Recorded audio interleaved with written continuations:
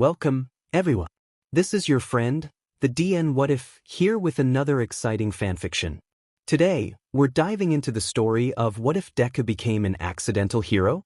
If you enjoy this video, don't forget to hit that like button and subscribe for more fanfiction content just like this. Now, let's get started with the fanfic. Izuku stared up at the sky, watching the clouds float around like ducks on water. He was successful in trying to drown out Kachan's voice until the boy in question started tugging on his hair. "Oi, are you even listening to me, you shitty Deku?"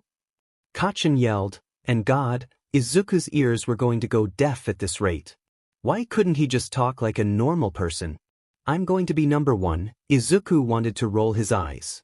It was like a broken record, just repeating itself over and over again. "And you better not get in my way."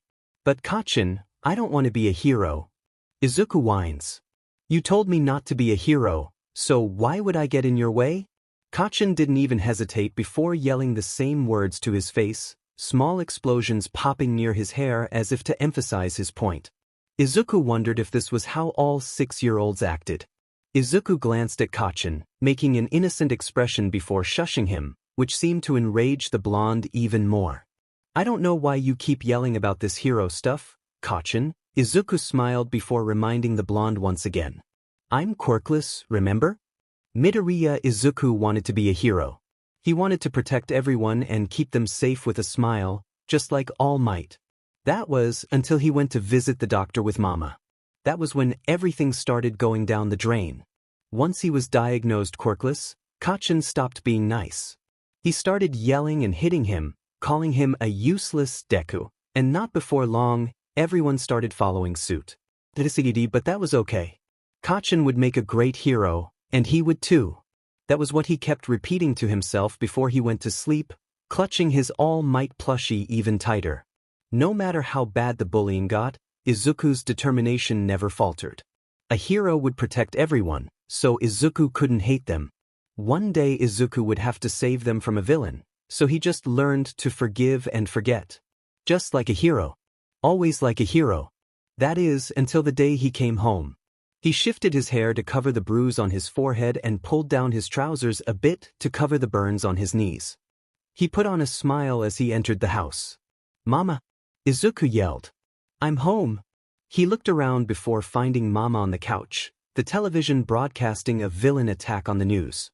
This was weird because the attack was from America, which meant that the attack had to be really bad to go global. Honey, Mama's eyes were red and puffy again. That happened to Izuku too when he felt sad and cried a lot. He frowned. "Come here, honey. I have some news to tell you." Izuku climbed beside Mama on the couch and leaned against her side. "What's wrong, Mama? Why are you sad?" Izuku patted her tear-stained cheek. "Don't cry. Mama looks prettier when you smile." That made Mama cry even harder, and Izuku scrambled to take the tissues from his pocket. "Izuku, your papa is dead." Izuku blanked out. She got caught up in a villain attack and the heroes couldn't save him. The heroes couldn't save him? Izuku was confused. How could the heroes not save Papa? They were supposed to save everyone. Mama nodded. "Mama's very sad right now, so forgive me if you see me crying a lot, Izuku." He shook his head furiously. Mama doesn't have to say sorry. Mama loves Papa, so Mama can cry a lot? Mama gave him a sad smile. "Papa won't be sending money to us anymore, honey. So Mama has to get a job, okay?"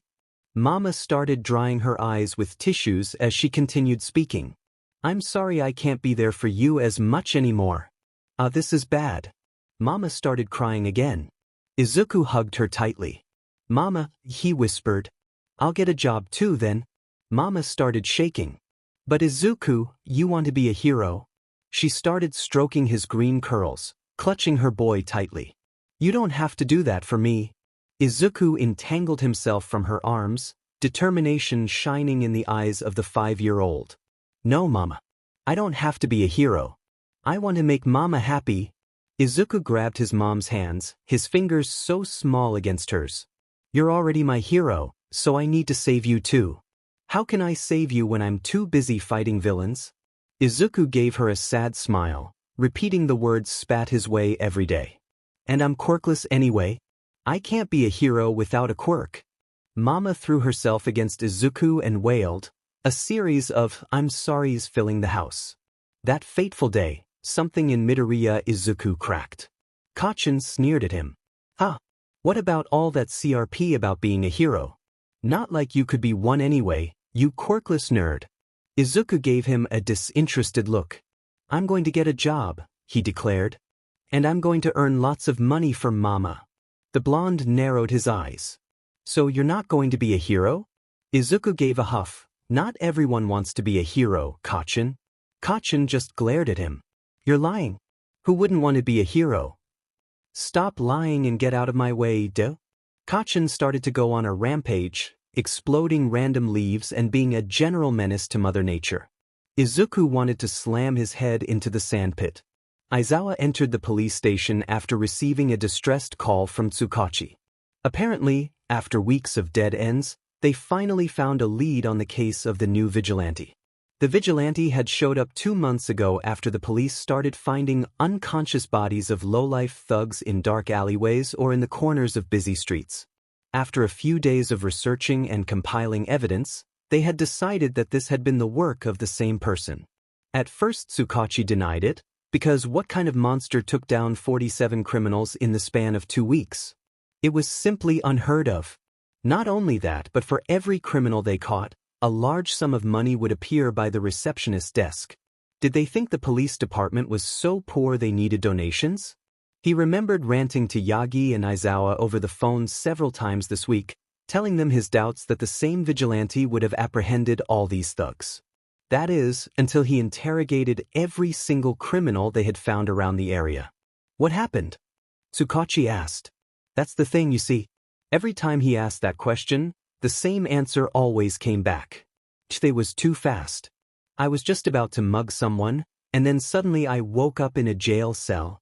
All I saw was a blur of green, and I was out like a light.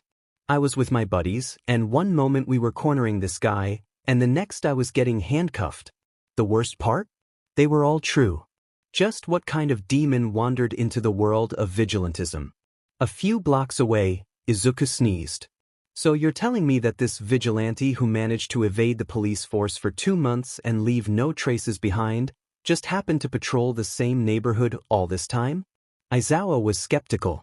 They had almost no leads, and suddenly a rookie pointed out that the vigilante's victims were all strewn around in a circle on the map around a certain neighborhood. And it never changed. Tsukauchi sighed. Just give it a go. If it doesn't work out, we're back to square one. We have nothing to lose. That was how Aizawa found himself patrolling in a circle, a FANG circle. After hours of empty alleyways, Aizawa was about to head back before hearing voices around a building. He ran to the location to find a corner beside a dumpster. A mugger was cornering a man, threatening him with a knife to hand over his wallet, and before Aizawa could jump in to apprehend the criminal, a can rolled in front of the mugger. Oh shit. And before Aizawa comprehend what the hell just happened because was that cat food, a kid slammed into the guy with so much force that he was thrown into the dumpster and immediately passed out. He watched the boy panic, yelling, F-, not this again, and promptly apologized to the unconscious mugger, even going as far as doing a dead Jesus and holy shit, it left a dent on the dumpster. What the F, what the F, what the... You saved my life, cried the man. Aizawa watched as he bowed to the kid before handing him way too much money for a child that age before scampering off. The literal Z, because what the hell isn't he supposed to be asleep? I gave a confused expression before picking up the can of cat food and walking away. The kid was about a few blocks down before the realization hit him. Aizawa wanted to cry and resign from his job. By the time he went home, there would be an empty bottle of whiskey and a flip table.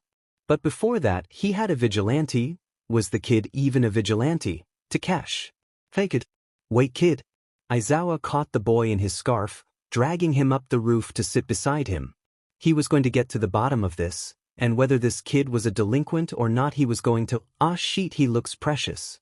Dough-shaped eyes blinked at him through unruly green curls, freckles dusting over his face like sugar on a donut. He was short, barely reaching Aizawa's shoulder. He was tempted to take a picture and send it to Hisashi. Are you a cosplayer? That immediately snapped him out of his trance because adopting random kids on the streets is illegal. No, I'm a hero. Something in the kid's face clicked. That makes sense. Why am I tied up though? The kid's eyes started to water. Am I in trouble?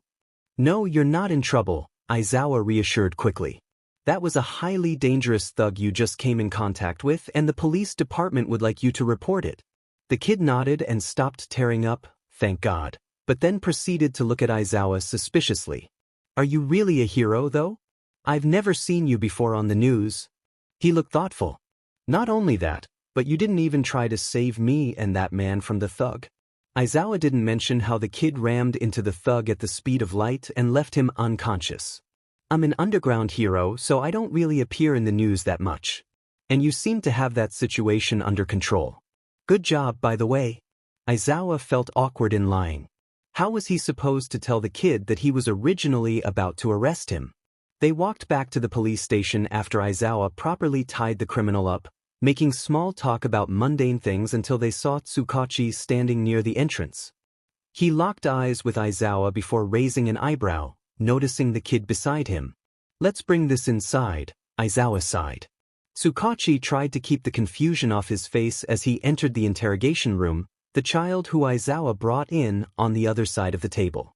He drank a sip of coffee as he took a seat, flashing the child a smile before opening the note Aizawa hurriedly crumpled into his pocket. He's the vigilante. Tsukauchi choked on his spit, quickly looking up at the boy currently fiddling with his glass of water. Okay, stay calm and don't scream. He could do that. And the interrogation began. Aizawa didn't bother looking to the seat occupied beside him before slamming another shot of vodka down his throat. He could hear the detective sigh. The rest is on me. Aizawa merely nodded before swallowing another shot. So, how did the interrogation go? Tsukauchi groaned, hiding his face in his hands before playing the recording. What's your name, kid? Midoriya Izuku? How old are you? I just turned 13, sir. What did you do today? I went to my part-time jobs after school. What happened before you met the hero just now? I was on my way home when I dropped a can of cat food. I was about to get it, but when I looked up, a random man was unconscious beside me. Then this other man thanked me and gave me a bunch of money before running away. That was when the hero found me. Tsukauchi spat out his coffee. Does that usually happen? Yes. You see, I have many jobs around the neighborhood, and many people had warned me that the route I was taking was very dangerous. But so far I hadn't run into anyone. Apparently there was a rumor going on that a vigilante was taking care of the criminals around the neighborhood. I often find a lot of unconscious thugs on my way home. He was this close to weeping. He gave the kid a map. Midoriya-kun, do you happen to go near any of these locations? Can you dot the places if you do? Of course. I work part-time in a pet shop here, a cafe a few blocks down, an arcade just beside it. Tsukauchi watched as the dots made a perfect circle. Oh right, Mr. Detective-san, lately strangers have been giving me large sums of money. Don't worry, I didn't keep any of it. I often leave it at the receptionist's desk at the front, but no one ever seemed to be available there. Tsukauchi watched with wide eyes as the boy produced a thick wad of money and slid it across the table. It was around the same amount of money the vigilante always left around. He was this close to a mental breakdown. Thank you so much for your time, Midoriya-kun. Please, keep my number in case this happens again. By the way, what is your quirk? Oh, I'm quirkless. The moment Midoriya left the room, he called Aizawa. Save me a seat. After a few moments of silence, the two adults took another shot. Midoriya Izuku was a FING enigma, and not even Bakugou could figure him out.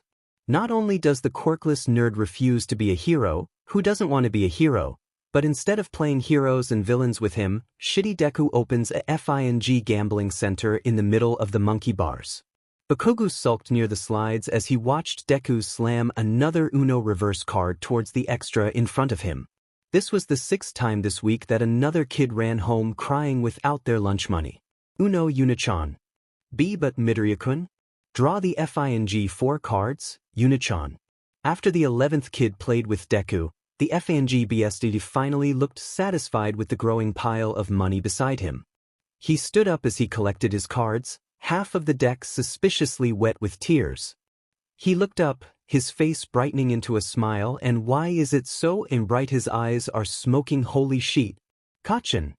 Bakugou watched as the FNG Deku ran towards him, his bag bulging with weeks' worth of allowance. The green-haired BSRD tilted his head. What are you doing here alone? That isn't very cash money of you. The impish freak grinned slyly. Wanna play a round of Uno with me? We can bet our allowances. Shut the F up. Bakugou screamed because he was not about to lose his FANG allowance today. When I become a hero, I'll be richer than you and all your lame butt jobs. At least I won't waste my paychecks in a hospital. Ha! Deku looked at all might watch before gasping loudly. Sorry, Kachin, but I have a job in 15 minutes. Go home without me. The shitty nerd then took out a what the F dash. The BSRD had the decency to look embarrassed. Since I won't be going home with you anymore, a villain might attack you while you're alone. Bakugou growled and the nerd immediately backtracked. I'm just saying, if you meet a villain, just blow on the whistle as loud as you can. A pro might hear it and save you. I don't need a pro to save me. Bakugou boasted. I'm the best hero and I'm going to be number one. He looked at the shitty nerd who seemed to be mumbling something under his breath. Bakugou scowled. Got something to say, Deku? Never mind. Anyway, I really need to get to my job. He watched the broccoli BSTRD sprint away and Bakugou squinted as he tried to find Deku. Where the hell did he go? Bakugou shrugged as he went home, pocketing the whistle because it was an All Might collector's item, not noticing the small footsteps that cracked the asphalt and left it smoking. How could a job be more interesting than being a hero anyway? He would get to the bottom of this bullshit. The first time it happened, Bakugou was running to the playground.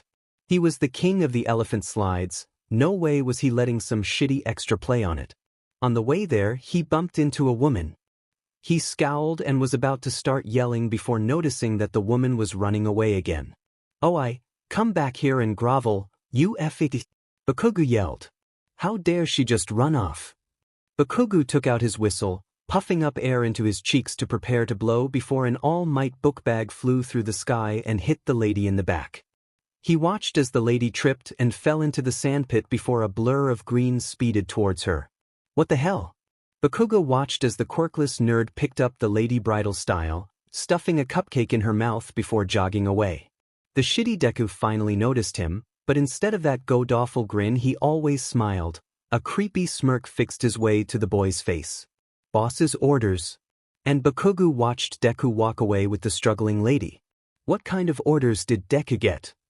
I'm sorry, Rina-chan, but Saki-senpai said that you forgot your phone and she wouldn't allow you to go to the concert without it? Izuku-kun, it's fine. But what was up with all that boss's orders stuff anyway? Alright, I'll tell you later. The second time it happened, Bakugou was finishing his homework on a nearby bench. He was going to finish it in the classroom, but all those extras kept complaining how strong the math equations were. What a bunch of idiots. He could finish this in an hour tops.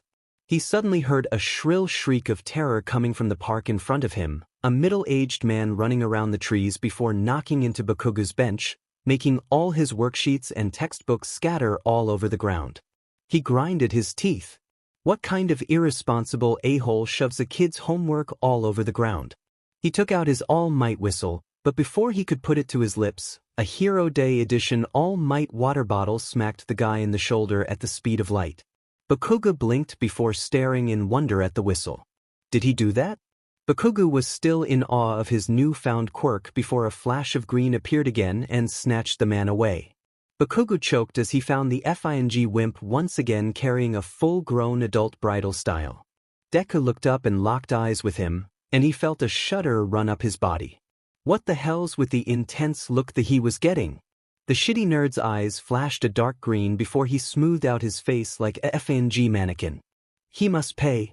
And he disappeared. Bakugou pocketed the whistle and collected his homework. He didn't even want to FING try to understand what just happened. Juki-san, Izuku pouted. You should know better than to run off after gambling with me. Kid, you have to understand. I didn't know you were a beast at Uno. If I did, I wouldn't have bet my whole salary. Pay up, Juki-san. Bakugou walked home with extra 1 and extra 2 after beating up an upperclassman from their school. NG weak but. This just solidifies that Bakugou would be the only one from Aldra Junior High to go to UA. What FING epic backstory. He, the #1 hero, came from a shitty middle school and rose to the top by going to UA. Bakugou started cackling as his lackeys backed away slowly. The 2 extras looked concerned. Aren't we going to get ice cream? Maybe he thinks vanilla cream swirl sounds funny. Bakugou was too busy cackling to notice a villain with a chainsaw quirk creeping behind him. The blonde watched in annoyance as those extras ran away with their tails between their legs. What a bunch of fat buttes. It's not like the ice cream shop would go anywhere. A loud rumbling sound shocked Bakugou as the ground beside him exploded into dust and grains of rock.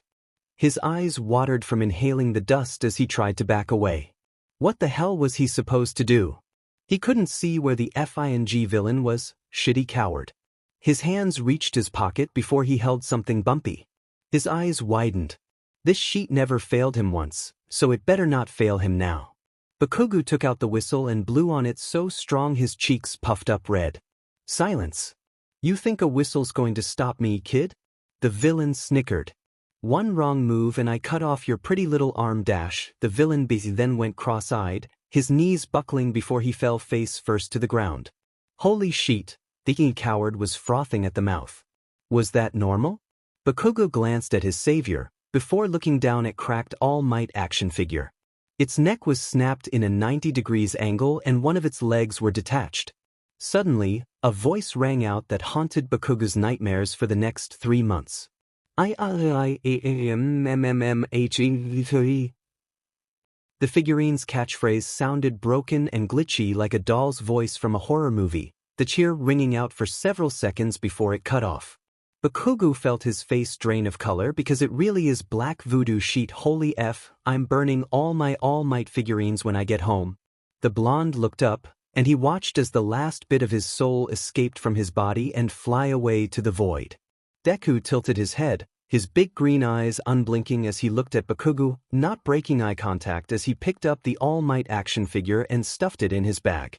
He still did not break eye contact as he hooked his elbows under the villain's underarms and lifted him up like a sack of potatoes. Kachin, Deku drawled, and what the F, why is he here? When did he get here? Why is he slowly dragging away the villain? The shitty nerd had the FNG audacity to wink at him, whispering a bone-chilling he needed to be silenced, before pulling away the man to the nearest alley.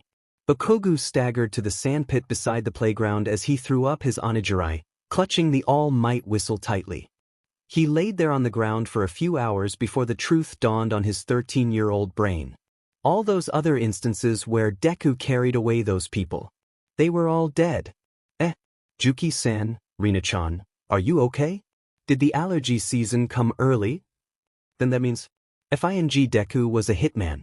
The moment Bakugou went home, he immediately locked himself in his room and dug out a small safe. He gently placed the whistle inside it before locking it for good. He connected the FING dots, you see. This whistle somehow summoned Deku's FING All Might inner fangirl and will immediately teleport Deku to wherever he blows the whistle to eliminate the target. From that day on, he swore he would only use the whistle for emergencies and will pass it down to his family as last resort protection. He was blessed with a dangerous power, and he would use it wisely. A thought suddenly hit the poor boy like a truck. What if the drag ring the Quirkless BSRD was working at decided to silence him for using Deku too much? Bakugou dug up a hole in the garden and dropped the safe. Tsukauchi looked up and immediately chugged his cup of coffee. He needed all the energy he could get before dealing with this sheet. He gave a smile to the boy in front of him. Midoriya-san, I didn't expect you to come back so soon, Tsukauchi exclaimed because it was true. He was short on manpower and hired Midoriya for a quick job. A villain had just escaped the interrogation room a few hours ago and he had no extra backup to get him back. What he didn't expect was for Midoriya to come back after just asking him to capture the villain 7 minutes ago. Midoriya looked bashful. Is this a bad time? The boy asked, shuffling his red high tops as if he wasn't carrying a full-grown man with a chainsaw quirk that added to the weight. And no, of course not. Tsukauchi assured as he watched the boy beam and was that the effing sun holy sheet. Midoriya then picked up the villain and skipped to the interrogation room, stopping halfway to the water dispenser to get a cup of water. The boy then continued on his way while using one hand to carry the cup of water and the other to carry the criminal. Tsukauchi was concerned because what kind of heavy lifting job does this boy go to, and should he call the Child Protection Services? Ah, Midoriya-san. Did you happen to meet anyone on your way here? I think some people may get the wrong idea when they see you carrying an unconscious villain. Midoriya looked thoughtful as he placed the villain in the interrogation room. I met my friend. But don't worry, Officer Sansa has been teaching me ways to act inconspicuous. He even gave me a notepad on easy ways to quickly explain the situation to someone and leaving immediately with no strong feelings. Midoriya handed over a lime green notepad with a picture of a broccoli on the front. It's really professional, Tsukauchi-san. The next day, he placed Officer Sansa on bathroom duty for a week. Izuku came to school the next day, only to find the hallway immediately silent once he entered the building. He looked around. Why was everyone staring at him? Before he could question today's sanity, he felt his shoulder push forward, a tall boy with a crocodile mutation quirk stomping ahead, not before glaring at him. What are you looking at, you quirkless freak? And Izuku watched in slow motion as a fist was aimed at his face. Guess I can't go to my modeling job today. That is, until a sea of hair surrounded the boy's fist and pulled him away from Izuku. He watched as the crocodile boy sputtered. What the hell, Tsuna? Don't tell me you're defending him? The girl glared at him, before whacking him in the head. Are you crazy? He's Yakuza, you wanna die. Those words echoed across the hallway, everyone waiting with bated breath to see the hitman's reaction. Izuku blinked. Thank you and come again. Izuku smiled sweetly, and watched in mild confusion as the customer hissed in pain and ran away while covering her eyes. This was the 7th time today that they forgot to collect their change. Izuku packed up his things and was about to close up the stationery shop when the owner came out. Jin-san was an ambitious man who came all the way from America to start a mechanics store, but didn't have the funds to back it up. His old shop was destroyed from the villain attack a few years ago, and ever since then he traveled to Japan to renew his dream. Jin-san grinned. Here's your reward for the day. He handed Izuku a sleek black notebook and a few colored gel pens. Unlike his other jobs, Jin-san paid him with stationery. It didn't bother Izuku, because the shop's stationery was good quality and he needed them anyway. Thank you, Jin-san. And once again he watched, puzzled, as his boss turned his head in the other direction while he beamed. He carefully placed the stationery in his bag before waving goodbye. He exited the shop and started to walk home. That was before he dropped his rabbit eraser on the ground. Izuku crouched down before jumping up, hearing a faint oof and a thump. He looked left and jumped in shock. A man was thrown in a far-off corner towards a brick wall. He was unconscious, the wall behind him already littered with numerous spiderweb cracks. Izuku winced. What kind of monster could have done this? Young man, get away from there. Izuku instantly took a step back and watched curiously as a tall, skeleton-looking blonde ran his way. He so looked sickly and frail that Izuku unconsciously prepared himself to catch the man in case he decided to trip and fall. The blonde had finally reached him, twin tufts of hair framing his face. He heaved as his hands grabbed his knees for dear life. Why, young man, are you okay? That was a villain dash, and just like a scene from a horror movie, BLD erupted from the man's lips, spraying all over the concrete and dripping down his chin. Oh my god. Sir? Izuku felt faint. Was he supposed to do CPR?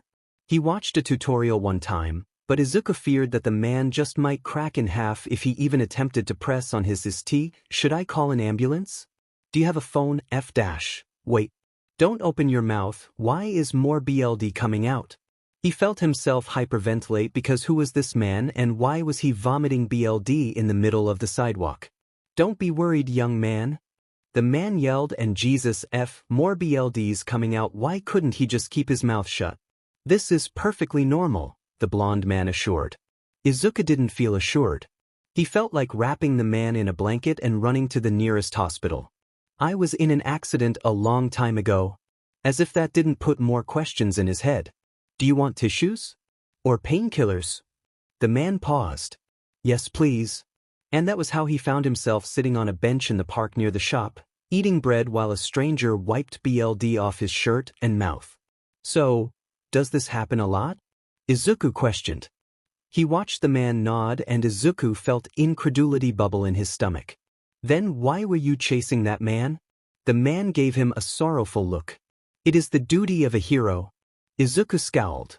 You can't bullshit your way out by using that excuse. Who even are you? I'm pretty sure you're not a pro, and you're definitely not a vigilante. The man scratched at his neck in embarrassment.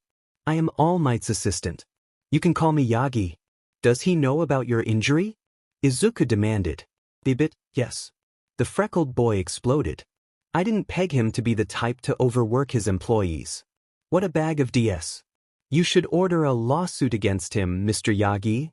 Mr. Yagi choked as he coughed into his tissues. Izuku saw specks of red. No. This was my decision. And young man, you do know All Might is the #1, right? Izuku gave a petty huff. Who cares if he's the #1 hero? Being the pillar of peace doesn't make you immune to being an a-hole. For all we know, Endeavor could be a child abuser. Izuku flustered at his last statement, but continued boldly. And for you to continue on with whatever you do knowing full well you can barely run, let alone fight, is not what a hero does. You're just being selfish. Izuku wondered if this was what life had in store for him. He, a quirkless 14-year-old boy, mother-henning a stranger that coughs up blood and chases criminals for fun. The man gaped, his eyes clearer as if his words had wiped some filter from his eyes. What's your name, my boy? Izuku gave a small smile, the man suddenly squinting his eyes. It's Midoriya Izuku? And if Izuku passed by a limited edition All Might notebook without a second glance, then it was nobody's business after all. Ever since that fateful day, Yagi had been meeting this freckled puzzle more and more. He had recently realized that his usual jogging route was the same route that led to Midoriya's morning job, and now it was routine to accompany the boy to the shop before doing what a pillar of peace should do. And for you to continue on with whatever you do knowing full well you can barely run, let alone fight, is not what a hero does. You're just being selfish. He didn't know whether to be impressed by the boy's words, or be concerned that his mouth might be the death of him one day. Perhaps he was being selfish, but what could he do? The world needed All Might, and he wasn't about to ignore that desperate cry for help. And Yagi no. All Might defied the laws of the world as he soared past buildings to find the first villain he would apprehend today. While he used up about 2 hours of his time limit, All Might realized that the boy had great potential to be a hero. To be the next wielder of One for All. Izuku wiped his nose as he restocked the pencil aisle. His head felt like it was stuffed with cotton. He had been feeling irritable all day. Not only did someone accidentally unscrew the hinges of his locker today because why else would his locker door just pull off, but someone had been giving him large amounts of money to clean the Dagoba beach. Not that Izuku would refuse the job.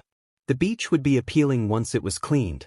He sighed as he walked towards the notebook aisle, before bumping into a boy with multicolored eyes and bicolored hair. What an interesting combination. The boy watched him, as if waiting for Izuku to say something. He felt his eye twitch. Do you need help finding something? Izuku observed the boy narrow his eyes.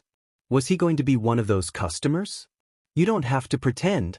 The boy said quietly, something angry and hurt simmering underneath his words. You can ask about Endeavor. Izuku snapped. I've said this once, and I'll say it again. He yelled. Just because you're a top-ranked hero doesn't make you unable to do anything shitty. The boy's expression looked stunned.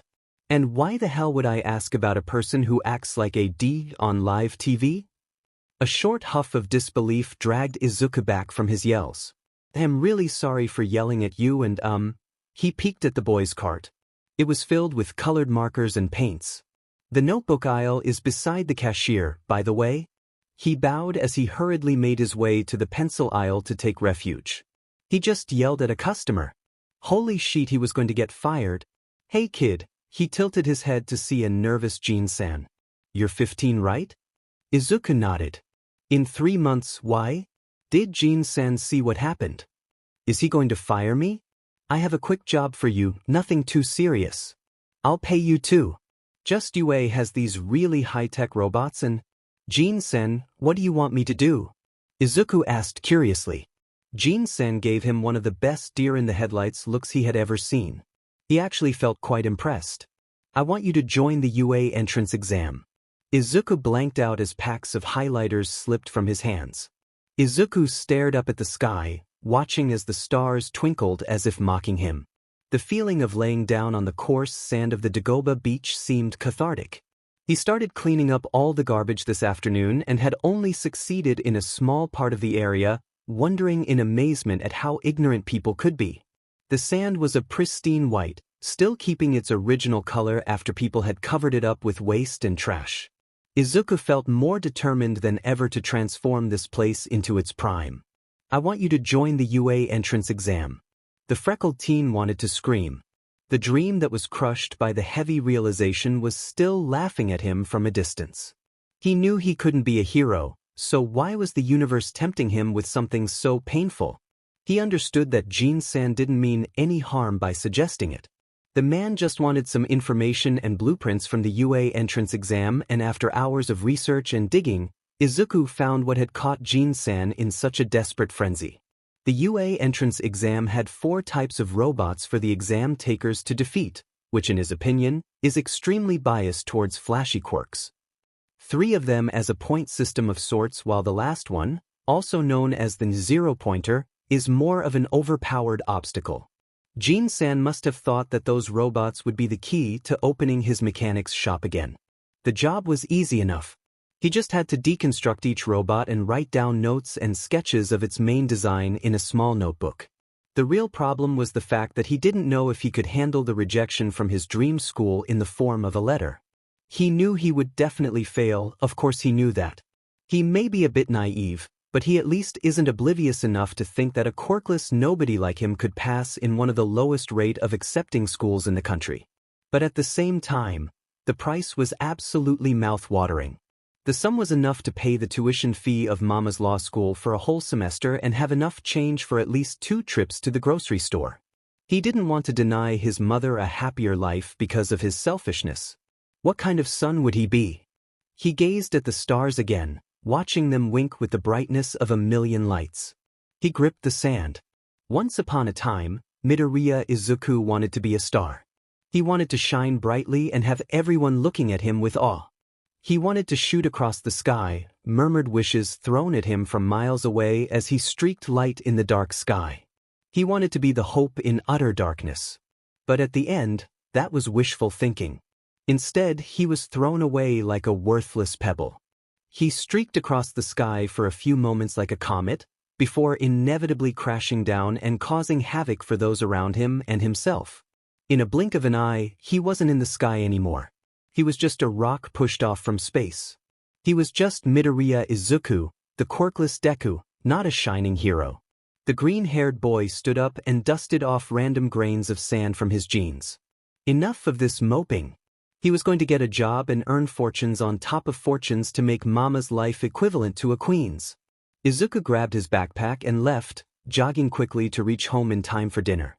He knocked on the door before opening it slowly, his worries softened at the homey atmosphere of their house. After years of strong work, Izuku had finally managed to get enough cash to buy a house for the two and move out of their small apartment.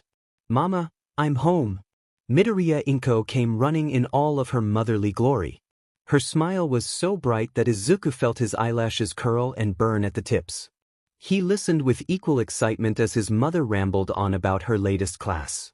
Ever since they moved out, Izuku had started to accept the death of her husband, and after a few months, finally mustered up the courage to finish her education to help support the family, ignoring her son's reassurances that she didn't have to do a thing. As Mama continued to explain her new assignments, Izuku was tapped on the shoulder with a gentle understanding that made his heart warm. If he was a comet that fell down from the sky, then his mother would be the ground that welcomed him with open arms and gentle soil. After all, Who needs a star when you have the whole world tucked into the palm of your hands? Yagi watched worriedly from behind a tree as the young boy continued laying on the sand. He watched Midoriya enter the beach a few hours ago per his anonymous demand with a rather irresponsible amount of money to along with it. He wanted to see the limits to this boy and see if he is the worthy successor of One for All. Granted, he didn't accept to come back 4 hours later to find out that the boy had been sitting on the sand and star-gazing. Yagi felt panic at first because was this kid paralyzed from shock or something? Does he need to amputate a limb? Then slow comprehension whacked him in the forehead that left him solemnly nodding and leaving not soon after. Of course, how could he be so blind? It was another case of teenage angst bullshit and its side effects, also known as existential crisis and edgy thoughts. Yagi walked away, only stopping to buy a box of bread from the local bakery and sending it to the Midoriya household. Walking up the stairs to his bedroom, Izuku finalized his decision to go join the UA entrance exam. If he did refuse, he would not only deny his mom from an easier life, but also crush Jin-san's one-way ticket to his dream mechanics shop. How could he do that to them? He slumped in his bed before going to his computer, the contrast between the brightness of the screen and the dimly lit room making his eyes burn. He typed in UA entrance exam in the search engine and pressed search. Thousands of articles and websites popped up. Izuku kept scrolling down. He finished reading the first 47 articles about the exam a few nights ago to figure out the robot part. He stopped as his eyes caught an odd title. UA entrance exam, number of causalities. Izuku speeded through the article in a flash, and he nearly choked. Falling buildings, faulty wires, cracked asphalt. Nearly half of the examiners were injured, whether fatally or not, was still a staggering number of students. Did the teachers not intervene if things got too dangerous? The freckled boy felt something click after reading through the article. He knew he wouldn't pass, so why not help a few people on the way? Ring, ring, ring. Hello. I'll do it. I'll go join the UA entrance exam. But didn't you want to do online classes? You don't have to force yourself. Oh, I'm still joining the online classes. I'm quirkless, so it's basically impossible to get in. Plus, with those notes, you could reopen your old shop. A sniffle. I mean, if that's what you want, come in tomorrow after school. I'll show you how to deconstruct the robots to take the notes. I'll see you. The teddy bear's eyes stared at him with furious intensity. He didn't know why a stuffed bear twice the size of Jin-san was sitting in the middle of the shop, but at least his boss looked excited. You're here? Jin-san rushed forward and grabbed his shoulders, shaking him slightly. Come in, we have a lot to do today. He pointed at the teddy bear in the middle of the shop. That bear is the equivalence of a one-pointer, so get closer to the thing. I want notes about the arms, legs, and most importantly, the head. So, first things first. He gave a manic grin. Pull out its head. His boss is crazy. But money. Sure thing, Jin-san. Izuku grabbed the bear firmly, one hand on its neck while the other rested on top of the head. I don't expect you to rip it out on first try. After all, the real thing is made of metal. That's why I'll give you a knife to make things easier. A loud ripping sound filled the shop, a flying head smashing itself against the shop's window and flying away. The boy in question scratched his head sheepishly. Sorry, I should have calculated the power I put in. Jin-san dropped the knife to the floor. By the time Izuku was going home, a mutilated army of teddy bears and a visibly shocked Jin-san, he was crying while muttering something that sounded vaguely like, "What the F, the gods have blessed me, was all that's left." Izuku had always thought of himself as an obedient kid, which is why he was confused to why he was once again facing Tsukauchi-san on the other side of the interrogation table. He watched curiously as the detective gulped down his coffee in the speed of light while Eraserhead whispered something that sounded like, "You know that sheet's not strong enough. Try again." Tsukauchi-san looked up to meet his gaze after chugging his drink. Okay, Midori, let's not waste any time. Tell us everything. Something beyond the word tired was in his voice, something so powerful and ancient that Izuku nearly had the urge to ask, "Who hurt you?" because the detective's eyes screamed something along the lines of, "I don't get paid enough for this sheet, please send help." Izuku could relate. Where do I begin? Izuku mused. My day was going good until All Might came. Tsukauchi-san choked. See, could you repeat that? You may not believe me, but I'll try to explain in as much detail as I can. When Izuku opened his mouth, Eraserhead passed a bottle of vodka and a shot glass to the detective. Izuku occasionally glanced up from his notebook to listen to his teacher, but he just couldn't help but let his mind wander off. He had so much to do today. He scribbled more tasks to complete in his notebook while his classmates fidgeted around him nervously. Apparently, he heard someone dub his notebook the blacklist, which is horribly outrageous because the only list he had was the grocery list. You guys are all third years now. It's time to start thinking seriously about your futures. His teachers yelled, slapping a set of papers onto his desk. I would hand out these future career forms, but I assume you all want to be heroes. Izuku wanted to roll his eyes as his whole class started screaming, showing off their quirks as career forms rained down upon them. As if it wasn't illegal for underage quirk usage. What a waste of paper. A cackle interrupted his thoughts. Sensei, don't lump me in with these losers. An outburst of anger came from his classmates as the freckled boy picked up his pencil and continued to write down his schedule. Since the age of 7, Izuku had finally obtained the skill also known as muting out Kachin's bullshit. It had powered up so much that he could now zone out during Kachin's #1 hero speech completely. Until this day, it is still his biggest accomplishment in life. Oh, the teacher mumbled nervously. You're also going for UA, aren't you, Midoriya? I thought you were taking online classes? The sudden silence was unnerving as they all turned to stare at the boy. What a snitch. Everyone watched Izuku speak, not once stopping his writing. Don't get me wrong, sensei. I would never dream of being something as ambitious as a hero. Let's just say, he gave a small smile in the direction of Kachin to reassure him that he wasn't trying to one-up him. It didn't seem to work as the explosive blonde became paler. It's more of a job. As he said that, he made a loud and obnoxious line across his notebook, the tip of his pencil snapping. The whole classroom felt a few degrees colder as they worriedly wondered what the hitman could have crossed out. Was it a name? They all peeked at Bakugou, who excused himself to go to the nurse's office. Izuku slumped back down in his seat, looking at the line he made on the paper. Silly me, we still have eggs at home. He was packing up his books when suddenly, a fist slammed down on his table, making all his belongings fly across the room. Izuku glimpsed up to see a slightly smug Kachin. So you finally gave up all that CRP about working your butt off and cheat and decided to become a hero? He couldn't deal with this right now. He was late to his day job at the pet shop. Welcome back to reality, useless Deku. Even if you do want to become a hero now, you can't. You think going to U.A is going to change Jack's hit? Izuku reminded himself to buy Kachin anti-wrinkling cream for his birthday next year. At this rate, with all the emo glaring, he would have a forehead like a raisin. Kachin, Izuku reminded. It seemed that he was the delusional one here. I don't want to be a hero. I'm quirkless, remember? Do you think I could pass the entrance exam if I tried? It's all for a job. The blonde just sneered, picking up his notebook as he spoke. Stop making up excuses to make yourself feel better.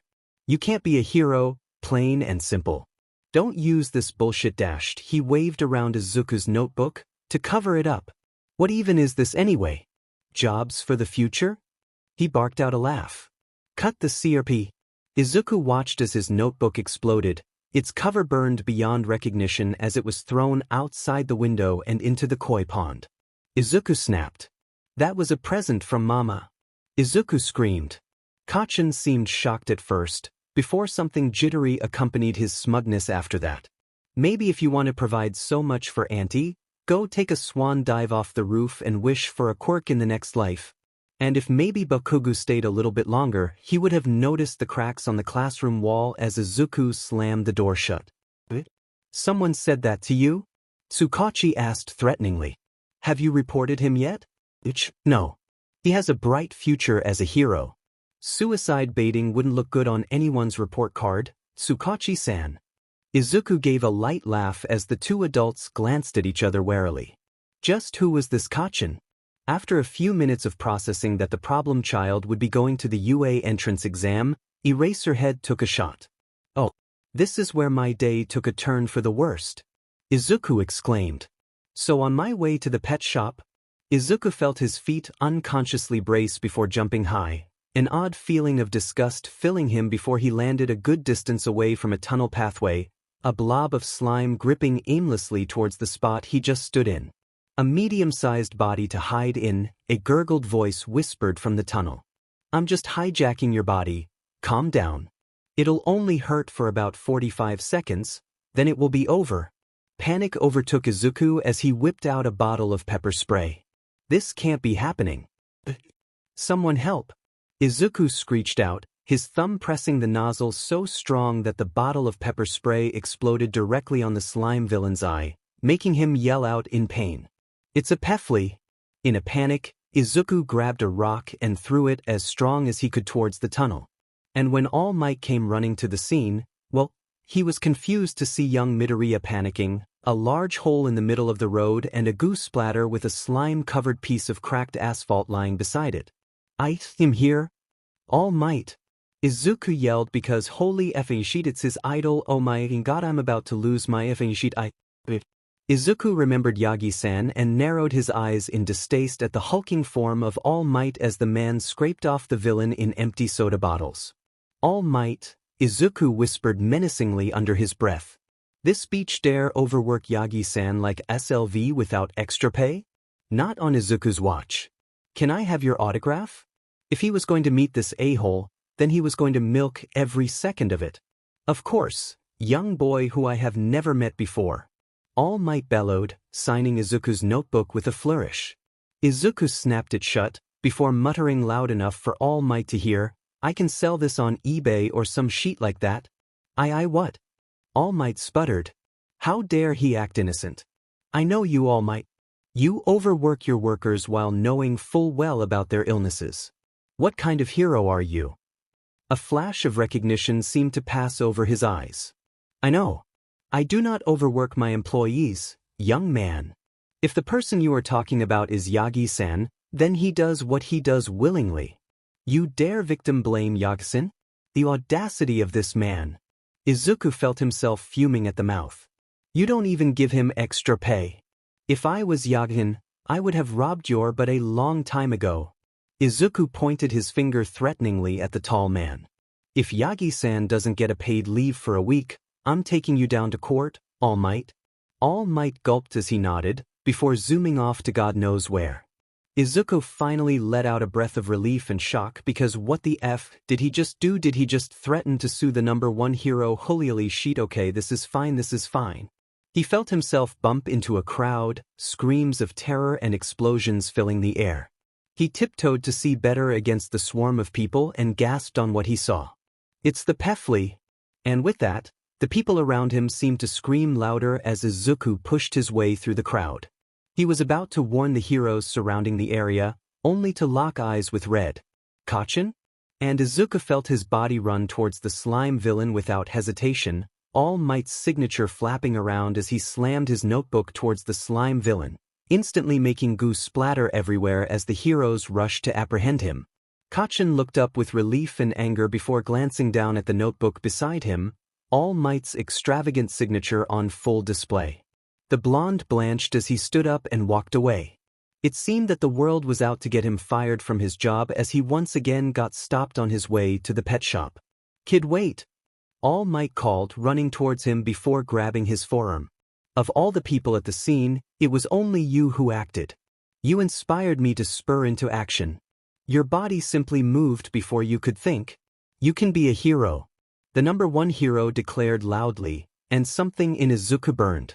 I can't be a hero, Izuku said firmly, subconsciously punching a purse snatcher that passed by him. I don't have a quirk? All Might squinted. Are you sure?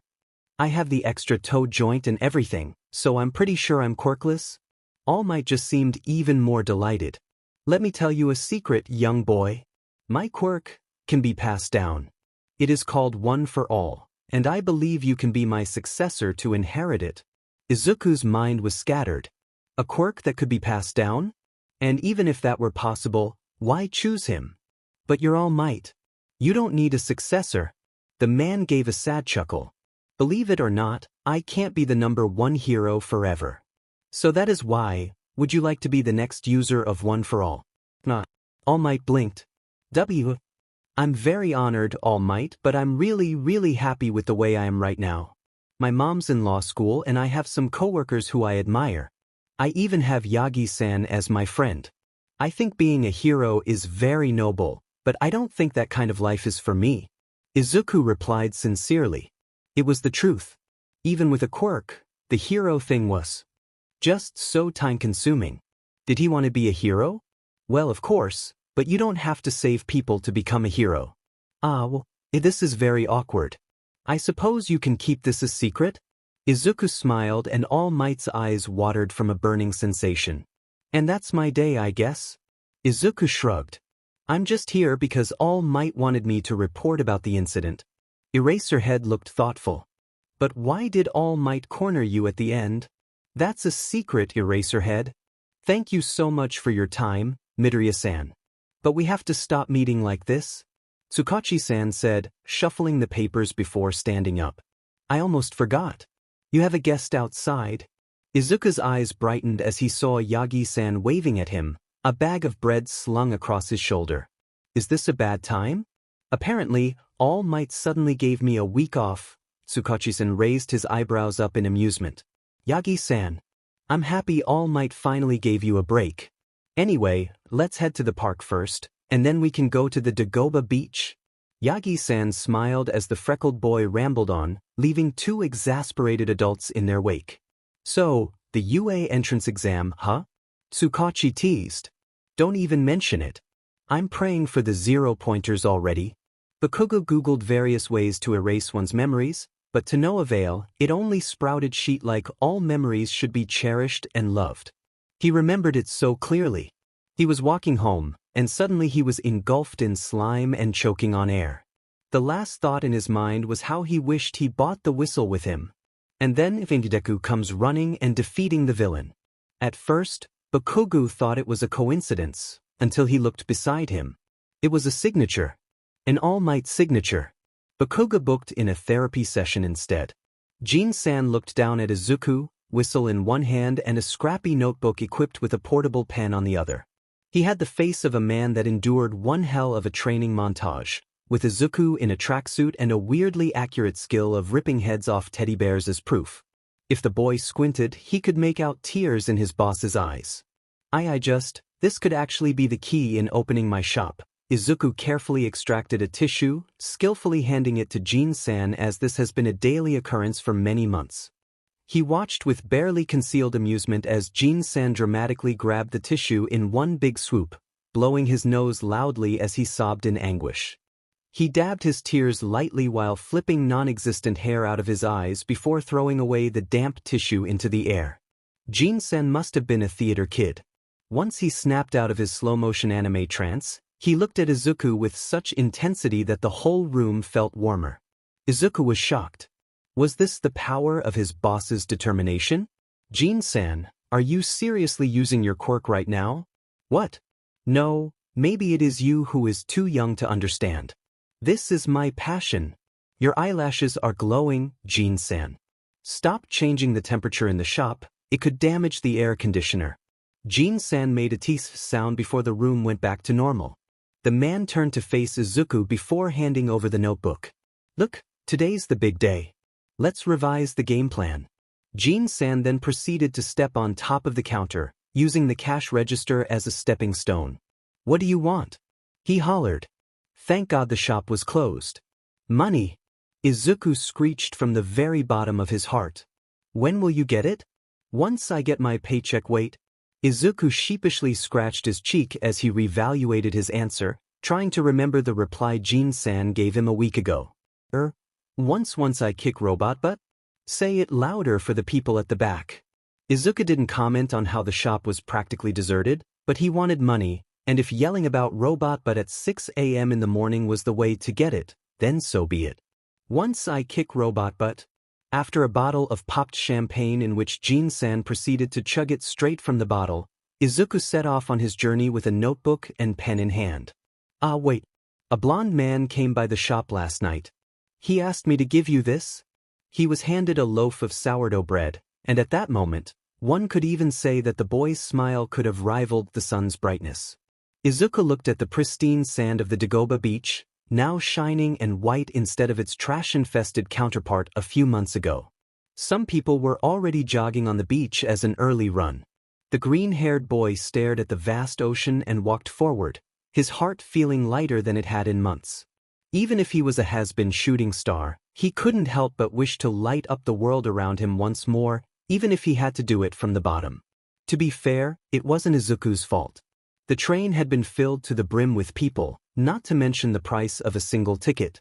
Izuku may be cheap, but he wasn't wasting that much money for a ride to an exam that he was sure to fail.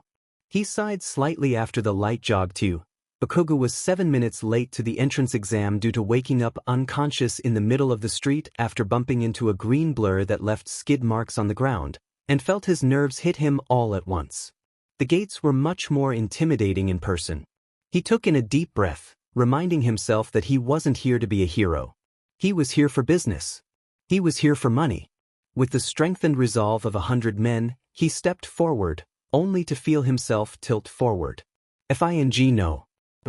This isn't happening.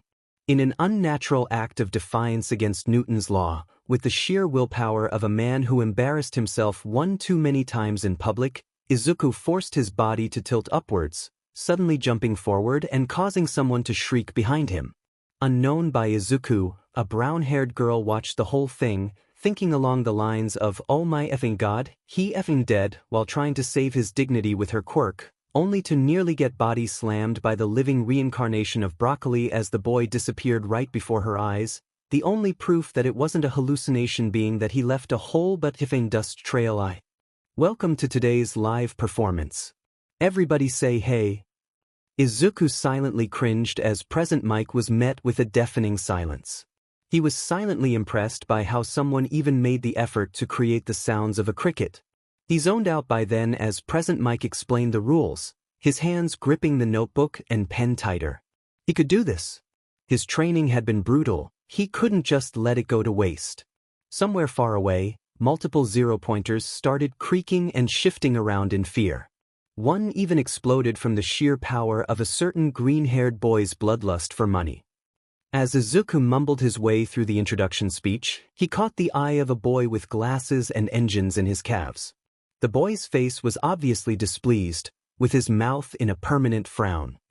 He noted how his arm was twitching slightly, as if it were to suddenly break into a hand-chopping spasm. Izuku was nearly hit with such an obvious realization. He wanted to shake his head in embarrassment.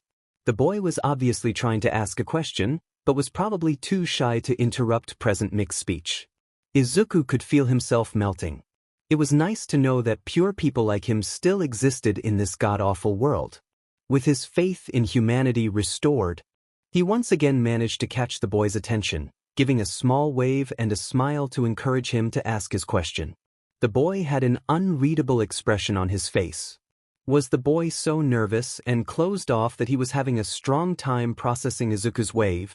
"You, the boy with the green hair. Please stop distracting everyone with your mumbling and your waving. It is highly disrespectful to interrupt. All heads turned to him. Well, if you too, I guess." Izuku now kind of gets why a bunch of fantasy and sci-fi novels commonly portrays the human race as DS.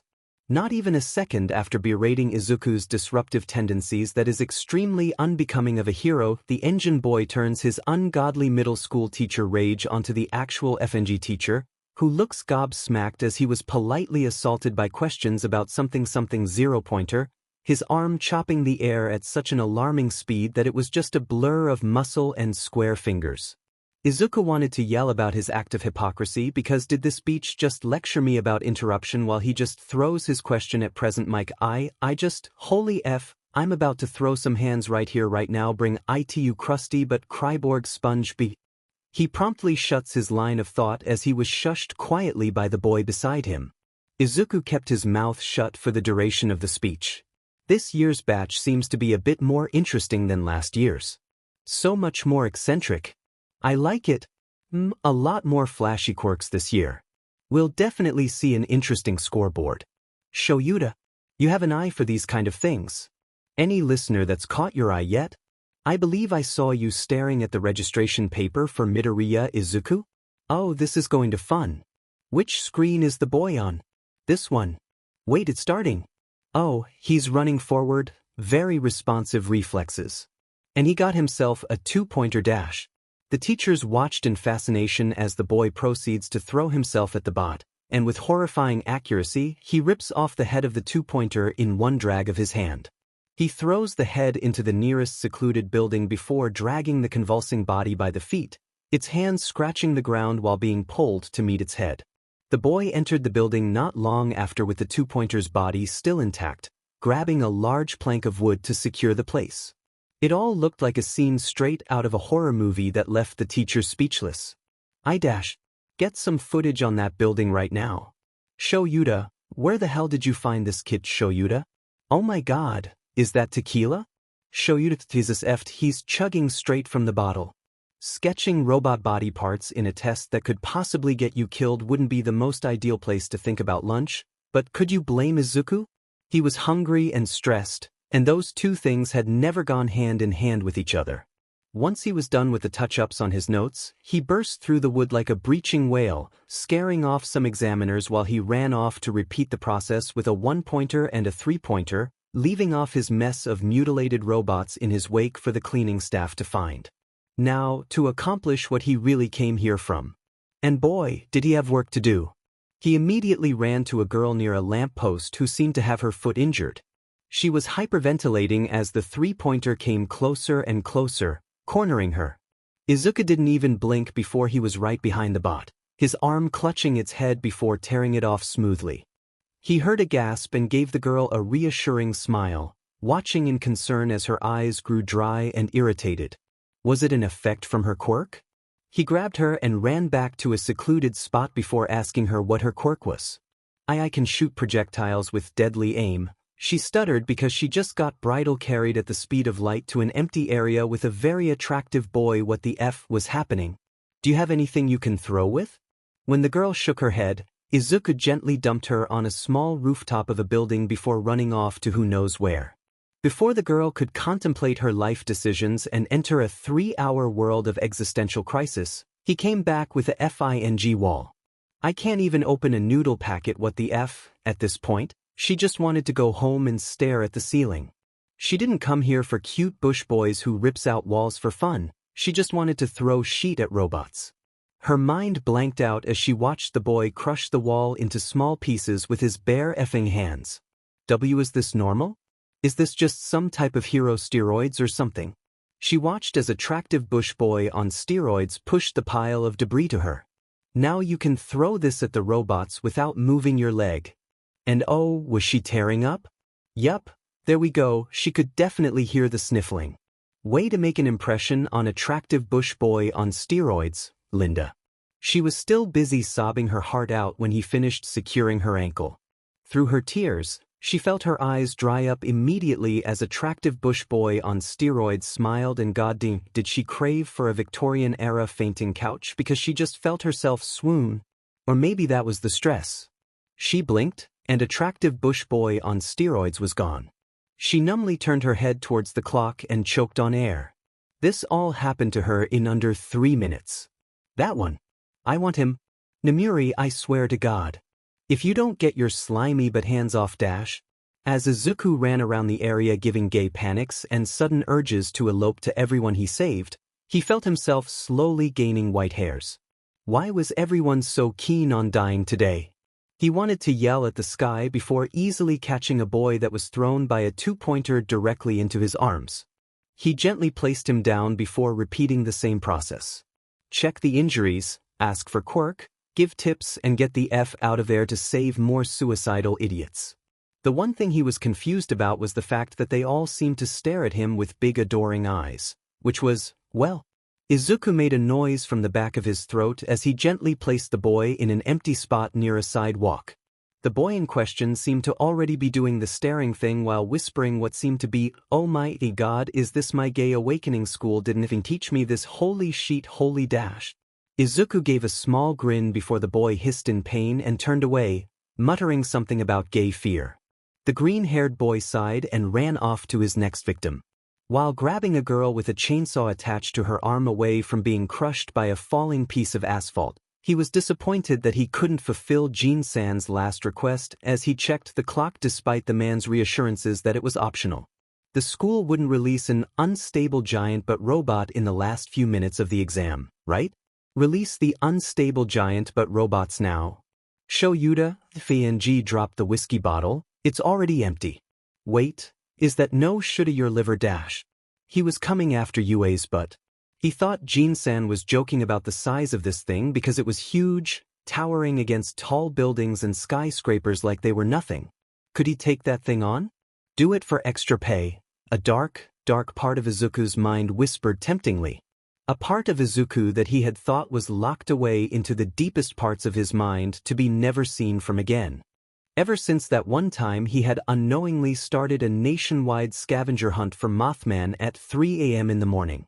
It was back though, and Izuku felt his self-control snap because he was a weak man. But he needed an excuse. An alibi. A reason to take on this monster of a bot without sounding like he had a few loose screws stuck in his head. But what kind of stupid excuse? A cry of pain was heard from the path of the zero-pointer.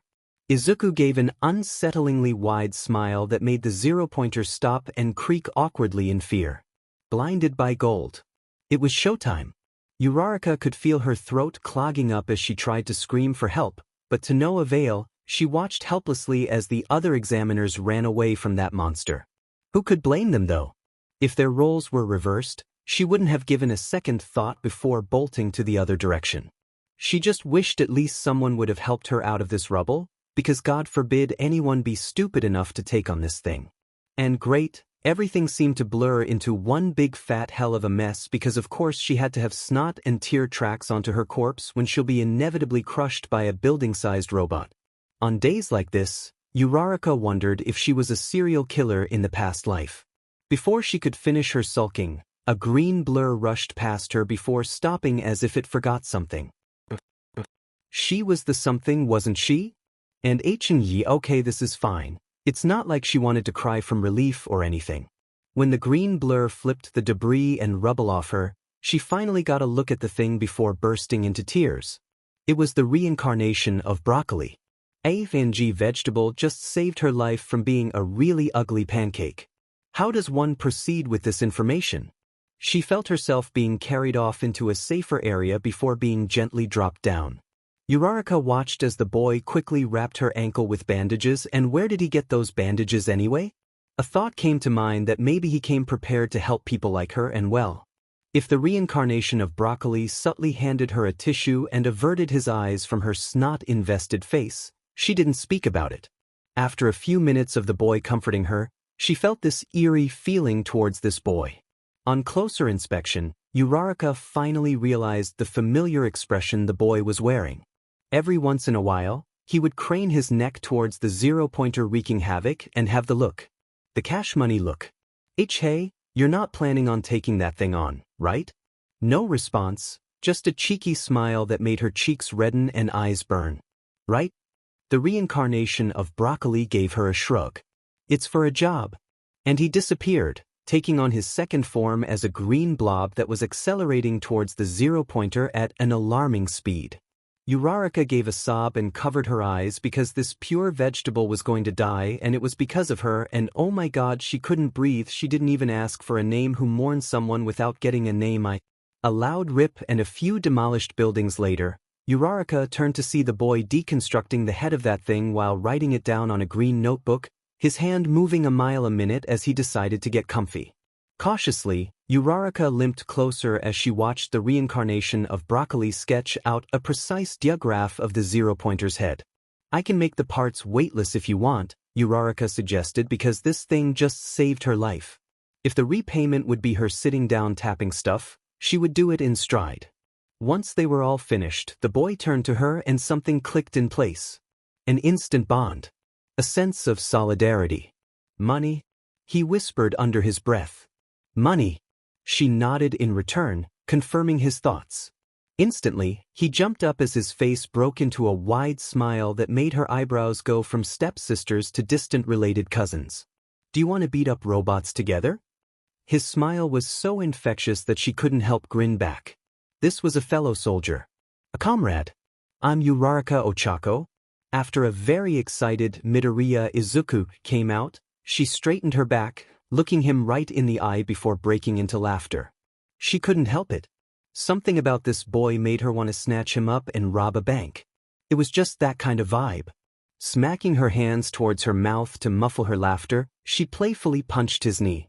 What are you waiting for? Let's kick some robot butt.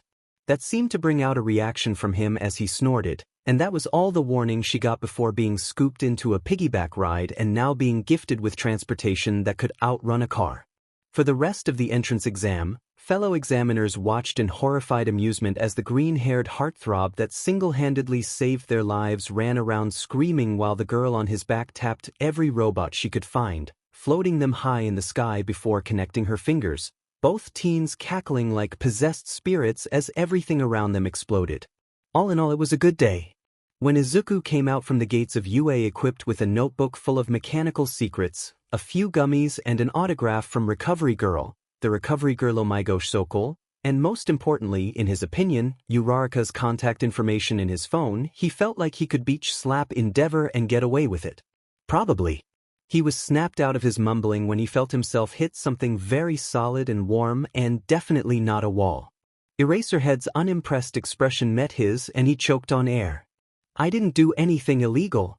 The underground hero blinked slowly, before muttering something that sounded like a yet. Izuku decided to ignore that.